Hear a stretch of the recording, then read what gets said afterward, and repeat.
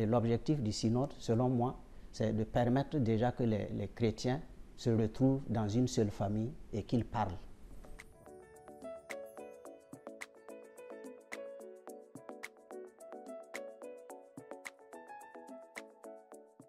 Moi j'aime l'Église pour la joie qu'elle peut transmettre à beaucoup de personnes, pour les moments notamment moi que j'ai pu vivre à travers des mouvements de jeunes, etc.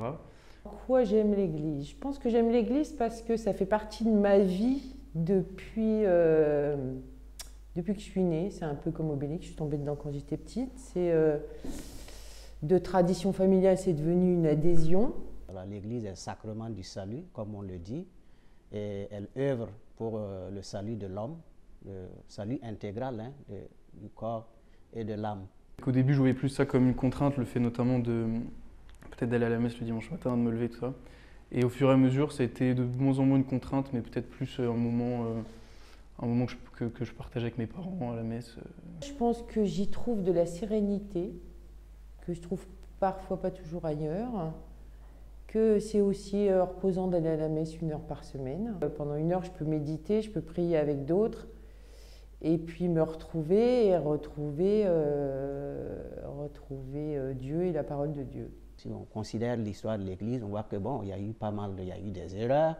Voilà, il y a les péchés de l'Église parce que l'Église c'est une institution, elle est fondée par le Christ, mais elle est composée d'hommes qui sont des pécheurs. Et donc il y a des erreurs, mais à chaque fois, l'Église a toujours su revenir sur ses pas pour reconnaître ses péchés. J'ai honte de l'Église aujourd'hui, oui, vis-à-vis de l'actualité, mais plus vis-à-vis de l'institution que ma foi. Enfin, ça n'a pas remis en cause tout ce en quoi je crois, ou ma foi, c'est plus vis-à-vis de la passivité qu'on a pu voir toutes ces dernières années. Le Christ dit que nous sommes la lumière du monde.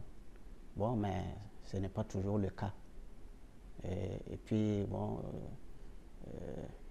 de mauvais exemples que l'Église peut donner, que les chrétiens peuvent donner, les divisions, la désunion dans l'Église, c'est des choses qui me déchirent le cœur quand je vois cela. D'une façon générale, ce qui m'énerve dans l'Église, c'est aussi ce qui m'énerve dans la société en général, quoi. C'est l'hypocrisie, le mensonge, les gens qui ne tiennent pas leur engagement. C'est vrai que là, il y a l'actualité de la pédocriminalité, mais ce n'est pas le seul mot de l'Église. Je pense que c'est ce qui fait l'actualité en ce moment, mais on en a d'autres, on est tous pécheurs et on doit tous faire en sorte d'aller vers ce qui nous semble le mieux.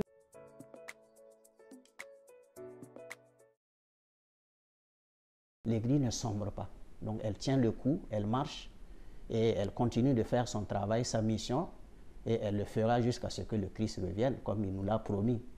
Je pense que quand il y a quelque chose qui nous énerve, il y a quand même toujours quelque chose de bien pour rattraper le coup.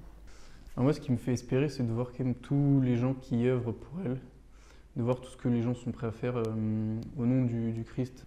Bon, dans mon pays, je pense que c'est important aussi le synode. Ils ont commencé, comme ici, et on attend en tout cas beaucoup de fruits de ce synode. Quand je vois le renouveau qu'apporte notre Saint-Père, le pape François, ça me donne de l'espérance. C'est ce qui fait aussi que l'Église c'est bien parce qu'on n'est pas tous pareils. Voilà.